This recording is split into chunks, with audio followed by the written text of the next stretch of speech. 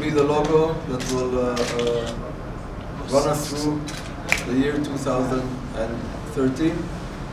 And we want to thank all of you for coming and attending, and we invite you to the different events that will take place along this year, and I will dwell upon them in a moment. We have declared 2013 as the year of Israeli investment in Kenya. And we plan to establish in the first quarter of this year an Israeli-Kenyan Chamber of Commerce that will be seated here in Nairobi and will be co-chaired by prominent Israeli and Kenyan business leaders.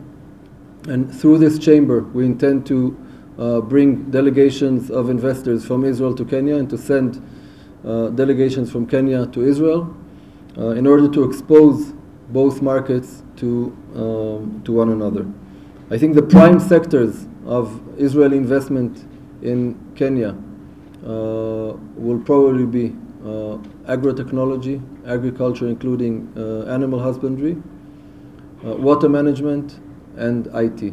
These three sectors are already on the Israeli investors' scene. We plan to hold in Israel some induction programs for Israeli potential investors in order to expose them to the possibilities of the Kenyan markets. The trade balance is far from its potential. We are talking today roughly of bilateral trade, give and take, of about 100 million US dollars, which consists mainly of agrotechnology, IT,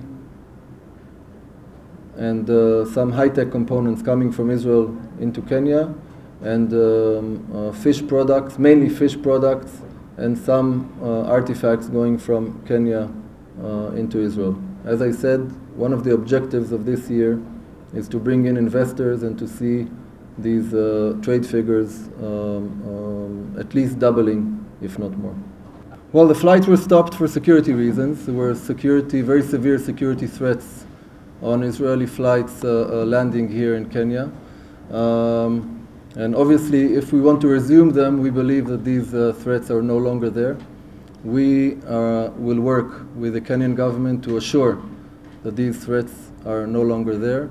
And we hope to see Israeli and Kenyan planes in the sky going to and from Israel. We intend to convene a Israeli-Kenyan water forum here in Nairobi to bring in Israeli experts, Israeli investors, Israeli technology on the water issue. And here, a similar project in the Kisumu East District Hospital.